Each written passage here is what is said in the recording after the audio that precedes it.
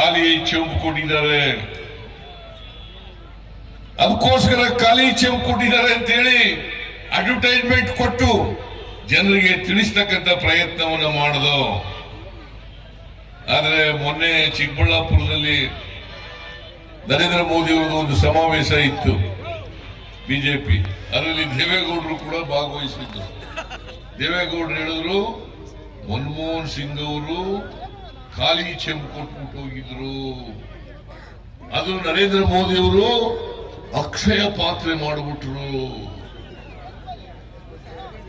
ಇವರಿಬ್ರು ಮಾಜಿ ಪ್ರಧಾನಿ ಹಾಲಿ ಪ್ರಧಾನಿ ಇಬ್ರು ಒಬ್ರಿಗೊಬ್ರು ಪೈಪೋಟಿ ಬಿದ್ದವ್ರ ರೀತಿಯಲ್ಲಿ ಒಬ್ರು ಸುಳ್ಳು ಹೇಳಿದ್ರೆ ಇನ್ನೊಬ್ರು ಜಾಸ್ತಿ ಸುಳ್ಳು ಹೇಳಿದ್ರು, ಇನ್ನೊಬ್ರು ಜಾಸ್ತಿ ಸುಳ್ಳು ಹೇಳಿದ್ರೆ ಇನ್ನೊಬ್ರು ಸುಳ್ಳು ಹೇಳಿದ್ರು. ಈ ತರ ಮಾಡಿ ಮಾನ ಮರ್ಯಾದೆ ಇಲ್ಲ ಇಲ್ದೇ ಇದ್ದಾಗ ಮಾಡ್ಕೊಂಡ್ರಲ್ಲ, ಇವ್ರಿಗೇನಾದ್ರು ನೀವು ಮೂರ್ ಕಾಸಿನ ಬೆಲೆ ಕೊಡ್ಬೇಕ ಇವ್ರಿಗೆ? ನರೇಂದ್ರ ಮೋದಿಗೆ,